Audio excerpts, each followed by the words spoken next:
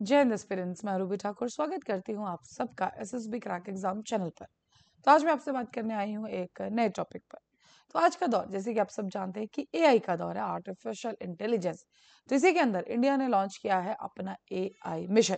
तो चलिए जानेंगे आज के पूरी वीडियो लेक्चर में कि क्या खासियत है इस पूरे के पूरे मिशन की और क्या क्या चीजें इसमें ध्यान रखी जाएंगी। So India made its first move to address a key shortcoming. It currently has an unlocking opportunities around the generative artificial intelligence.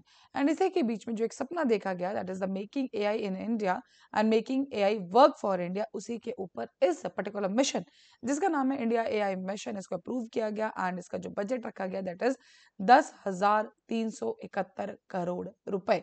तो यस फाइनली इसको कैबिनेट ने एक्सेप्ट किया है। Yes this has been launched by the ministry, correct. चलिए अब start करते हैं कि इन पर्टिकुलर पूरे के पूरे इसमें कहना क्या है, कैसे इसका लॉन्च आया। सो मीडिया को ब्रीफ करते हुए जो हमारे यूनियन कैबिनेट मिनिस्टर हैं पीयूष गोयल जी, जो आप सब जानते हैं कॉमर्स एंड इंडस्ट्री मिनिस्टर है, सो उन्होंने ये कहा है उसके अंदर इंडिया एआई मिशन के बारे में एंड उन्होंने उसमें कहा कि they will be establishing a comprehensive ecosystem जिसके अंदर सब कुछ अवेलेबल होगा रिलेटेड टू द एआई।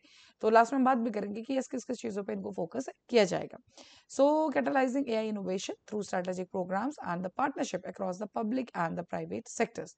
तो ये जो हमारा पूरा का पूरा मिशन रहने वाला है India AI mission, this will not be purely government और purely private, it will be of public private partnership.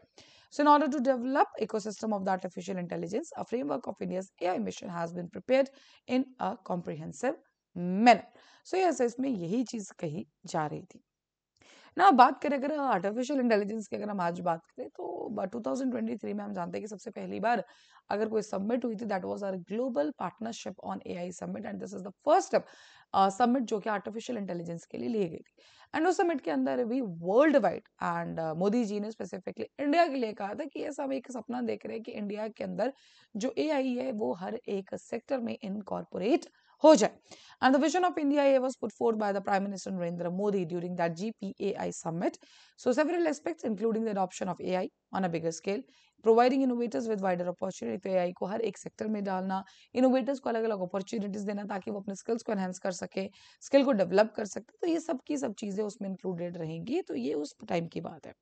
अब जो फाइनली हम ऑफिशियल रिलीज की बात करें, so they said that the democratising the computing access, improving data quality, developing indigenous AI capabilities. We all know कि we believe in made in India, then vocal local आप कह लीजिए, भारत के बने प्रोजेक्ट्स हैं। उसी के एआई के अंदर भी वो यही कह रहे हैं कि yes, we'll be making the indigenous AI capabilities, top AI talents, enabling industries and collaboration in the field of the artificial intelligence sector, startup risk capital देना मीन्स जो भी गवर्नमेंट कर सकते हैं वो सब कुछ इस मिशन के अंदर किया जाएगा, चाहे वो कोलैबोरेशंस हो, चाहे वो कोई इंसेंटिव्स देना हो, कहीं अपॉर्चुनिटीज देना हो, so everything will be done by the government ताकि भारत के अंदर हर एक सेक्टर में हमारा एआई शामिल हो सके। So ensuring a socially impactful at AI projects and bolstering ethical AI, the mission will drive responsible, inclusive growth of India's AI ecosystem. And yes, here we are talking about the Viksit Bharat in the 2047. उसके लिए inclusive growth होना बहुत ही ज्यादा हमें जरूरी है। अब जो रिपोर्ट आई थी उसी के अंदर उन्होंने एक और चीज कही थी, that is the India AI computer capacity, the computer pillar and will build a high end scalable AI computer ecosystem. So as this was जब जैसे इस मिशन को लॉन्च किया गया तो उसी के दौरान ये सारी बातें कही गई। अब देखा जाए तो इस मिशन के अंदर the government will be looking to establish a computing capacity जिसके अंदर 10,000 जीपीयूज होंगे एंड साथ ही में वो डेवलप करेंगे इसके साथ बाकी मॉडल्स भी जिसके अंदर अराउंड 100 बिलियन पैरामीटर्स को ट्रेन किया जाएगा, डाटा सेट्स को देखा जाएगा एंड ये सबसे बड़ी खासियत और खूबसूरती ये है कि इंडियन लैंग्वेजेस को प्रायोरिटी सेक्टर में रखा जाएगा। बिकॉज हमने पहले भी देखा है कि जो एक लैंग्वेज है वो एक बैरियर रहता था बहुत सारी चीजों में, लेकिन yes now in this while fixing up this mission उसके अंदर यही चीज कही गई, इनके अंदर सारी की सारी मल्टीपल लैंग्वेजेस हम इसमें इंक्लूड करेंगे ताकि एक इंट्रैक्शन में प्रॉब्लम ना होता। एंड जो सेक्टर्स रखे हैं इस टाइम पे फोकस में that is will be the health care, agriculture and the governance. So most probably आने वाले टाइम पे जो है ये और ज्यादा बढ़ जाए। नाउ द नेक्स्ट इज इस पर्टिकुलर मिशन के अंदर रहेगी 50% की वायबिलिटी गैप फंडिंग। सो वायबिलिटी गैप फंडिंग नॉर्मली होता है क्या, मान लीजिए आपके पास 80 करोड़ रुपए है, आपने जो आपके खुद के पैसे उसमें से 30 करोड़ है एंड बाकी आपने इधर उधर से इन्वेस्टर से लिए, then also you are left with your now 80 थे 20 करोड़ चाहिए, तो इस द गवर्नमेंट विल बी तो अप्रूव करेगी। सो बेसिकली गवर्नमेंट उन्हीं प्रोजेक्ट्स को वायबिलिटी गैप फंडिंग के लिए अप्रूव करती है जो कि एनवायरमेंटल सस्टेनेबिलिटी हो या फिर फ्यूचर उस पर डेवलपमेंट प्रोसेस के लिए काम करेंगे। तो इस पर्टिकुलर प्रोजेक्ट के अंदर भी 50% वायबिलिटी गैप फंडिंग कौन करेगी, that is by the are main government, and 50% जो हमारे पब्लिक का प्राइवेट पार्टनरशिप है, बेसिकली प्राइवेट पार्टनरशिप से बचता है, वो उसमें पुश करेंगे।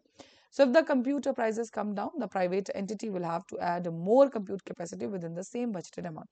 मान लीजिए कि compute capacity कम हो जाती है तो उसी के साथ उनको बाकी चीजें इसमें इंक्लूड करनी पड़ेगी। टोटल आउटले जो है इसमें that is the 4,564 crores, correct.